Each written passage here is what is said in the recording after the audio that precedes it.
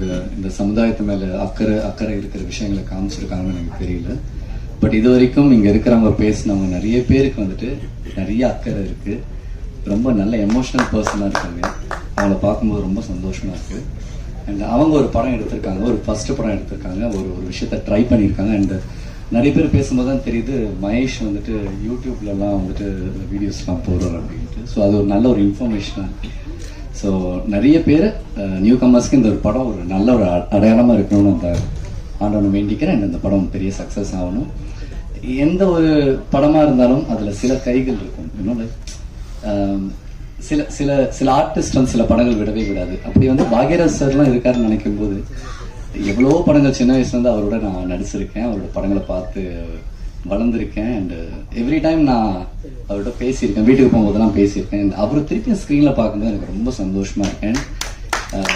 இந்த மாதிரி ஆர்டிஸ்ட் எல்லாருமே வந்துட்டு இந்த மாதிரி யங்ஸ்டர்ஸுக்கு வந்துட்டு ஒரு வாய்ப்பு கொடுத்து அவங்க டைம் கொடுத்து அவங்க டேட்டு கொடுத்து அவங்க எனர்ஜியை கொடுத்து வேலை பார்க்கும்போது தான் அந்த யங்ஸ்டர்ஸ்க்கு ஒரு பெரிய ஒரு ஒரு ஒரு பூஸ்டாக இருக்குது. ஸோ அதுக்கே நம்ம வந்து மிகப்பெரிய ஒரு வாழ்த்துக்கள் வந்துட்டு சார் சொல்லணும். அந்த மாதிரி தான் சாராக இருந்தாலும் சரி, அந்த முத்துக்கானமாக இருந்தாலும் சரி, அந்த கஞ்சா கருப்புனாக இருந்தாலும் சரி, எல்லாருமே வந்து ஒரு படம் ட்ரை பண்ணியிருக்காங்க. அண்ட் அந்த படம் நல்ல ஒரு வெற்றி அடையட்டும். அந்த டேரக்டருக்காக தான் நான் வந்தேன். அண்ட் அவர் தான் ரொம்ப ஃபாலோ பண்ணிகிட்டே இருந்தார். ஸோ அவருக்கும் ஒரு பெரிய வாழ்த்துக்கள். அண்ட் ப்ரெஸ் மீடியா, எஸ் உங்களுக்கு தெரியும் ஒரு படத்தை எப்படி போய் சேர்க்கணும் அப்படிங்கிறது வெல். ஸோ நீங்கள் கரெக்டாக பண்ணிடுவீங்கன்னு தெரியும். தேங்க்யூ. புரியலன்னா அட்ஜஸ்ட் பண்ணியிருக்காங்க, தமிழ் புரியலன்னா கொஞ்சம் அட்ஜஸ்ட் பண்ணியிருக்காங்க. ஃபர்ஸ்ட் ஆஃப் ஆல் நான் தேங்க்ஸ் சொல்லணும் டேரக்டர் சாருக்கு. இந்த படம் ஃபஸ்ட்டு சொல்லும் போது வில்லேஜ் கான்செப்டுமா அப்படின்னு சொல்லும்போது நான் கொஞ்சம் ஃபேராக இருக்கேன், உங்களுக்கு ஓகேவா அப்படின்னு சொன்னேன். நான் சொல்லி கேட்கும்போது அதெல்லாம் பிரச்சனை இல்லைம்மா, வில்லேஜில் இருக்கிறவங்க கருப்பாக தான் இருப்பாங்க, வெள்ளையாக தான் இருப்பாங்க, அப்படியே எல்லாம் கதை அந்த மாதிரி நீங்கள் பண்ணுங்க அப்படின்னு சொல்லி என்னை நம்பி இந்த கதை கொடுத்தாங்க. நான் நல்லா பண்ணியிருக்கேன். அதுக்கப்புறம் Bhagyaraj sir, thank you so much sir. ஒரு சில பேரெல்லாம் வந்து லோ பட்ஜெட் படம்னாலே பண்ணுறதுக்கு நிறைய பேர் யோசிக்கிறாங்க. ஆனால் பட் இது சின்ன படமாக இருந்தாலும் எங்களுக்காக சப்போர்ட் பண்ணி இந்த படத்தில் பண்ணியிருக்காங்க. கஞ்சா கருப்பு சார், முத்துக்காளி சார், ஸோ இவங்கெல்லாம் பண்ணியிருக்காங்க. அவங்க எல்லாருக்குமே ரொம்ப தேங்க்யூ சார். ஏன்னா வந்து ஒரு சில பேர் வந்து பண்ணுறதுக்கே நிறைய பேர் யோசிக்கிறாங்க. வில்லேஜ் கான்செப்ட், லொக்கேஷன் ரொம்ப தூரமாக இருக்கும், போய் பண்ணணுமா, கரெக்டாக இருக்குமா, படம் ரிலீஸ் பண்ணுவாங்களா அப்படின்னு சொல்லி நிறைய பேர் யோசிக்கிறாங்க. ஆனால் பட் சின்ன படம் அப்படின்னு பார்க்கறத தாண்டி அந்த படத்தில் என்ன கதை இருக்குது அப்படின்னு யாருமே பார்க்க மாட்டேங்கிறாங்க. போஸ்டரையும் பேனரையும் பார்க்குறாங்க.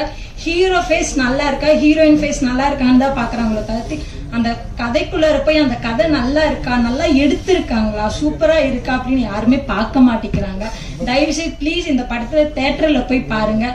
மீடியா அண்ட் ப்ரெஸ் நீங்கள் தான் எடுத்துகிட்டு போய் தரணும். ஏன்னா இது ஃபஸ்ட்டு படம், ஸோ டேரக்டருக்கு ஃபஸ்ட்டு படம், ஸோ எல்லாருமே நாங்கள் டீமாக இருந்து ஒர்க் பண்ணியிருக்கோம்.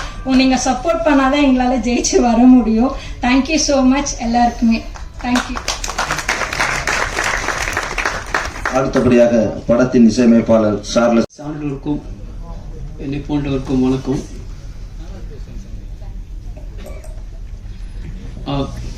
இந்த படம் வந்து படம் பார்க்குற மாதிரி இருக்காது, நம்ம அந்த இடத்துல இருக்கிற மாதிரி தான் இருக்கும். கண்ணன் சார் வந்துட்டு என்கிட்ட வந்து மீட் பண்ணி சொன்னாங்க, சார் இந்த ஒரு பின்னணி இசை அமைக்கணும், படம்லாம் பண்ணிட்டேன்னாரு. சரிங்க சார். சாரும் நானும் ஒரு 5-6 வருஷமாக பழக்கம் எனக்கும் சாருக்கும். அடிக்கடி அந்த ஸ்டுடியோக்கு வருவாங்க, நிறைய பேசுவோம். இந்த படம் பற்றி சொன்னாங்க. சரிங்க சார், ஒன்றும் பிரச்சனை நம்ம பண்ணிடலாம் அப்படின்னு சொல்லிட்டு அதுக்கப்புறம் என்கிட்ட ஃபுட்டேஜ் வந்துச்சு. நீங்கள் முதல்ல படம் பார்த்துருங்க சார். நாங்கள் சரி பார்த்து, சார் இது வந்து படம் மாதிரி இல்லை சார், நம்ம ஒரு பெரிய வழியை சொல்லியிருக்கீங்க, நீங்கள் என்ன படம் பண்ணிட்டேன் சும்மா பாருங்கன்னு சொல்கிறீங்க அப்படின்னு. என்ன சார் சொல்கிறீங்கன்னாரு.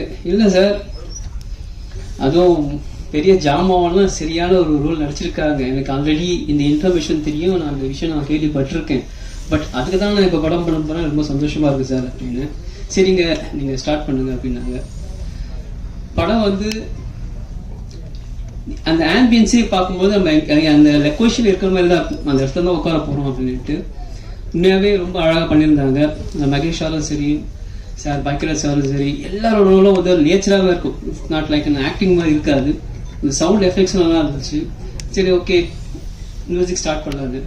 இல்லை காமெடி முத்துக்கானனும் கஜா கப்பனும் ஒரு நல்லா ரோல் பண்ணிட்டு இருந்தாங்க. உண்மையாகவே எனக்கு ரொம்ப பிடிச்சி இந்த ஒர்க் பண்ணியிருக்கேன். இதோட பின்னணி செய்ய மீடியா நீங்கள் தான் சப்போர்ட் பண்ணணும். ஏன்னா இது வந்து ஒரு பெயின். அதுவும் அந்த தாத்தா பாட்டியோட அவங்க பேசும்போது நம்மளுக்கே ஒரு பெயினாக இருக்கும் அந்த இடத்துல நம்ம பார்க்கும்பொழுது. ஏன்னா ரொம்ப அழகாக அந்த கிராமத்தை பற்றி சொல்லுவாங்க. அவங்க பேசுறது நமக்கே அழ வரும். அந்த பெயின் ரொம்ப அழகாக அவங்க வந்து எஸ்டாப்ளிஷ் பண்ணியிருப்பாங்க. ஸோ வர 14ஆம் தேதி இந்த படம் ரிலீஸ் ஆகுது. இதெல்லாம் பாருங்கள், சப்போர்ட் பண்ணுங்க. நன்றி, வணக்கம்.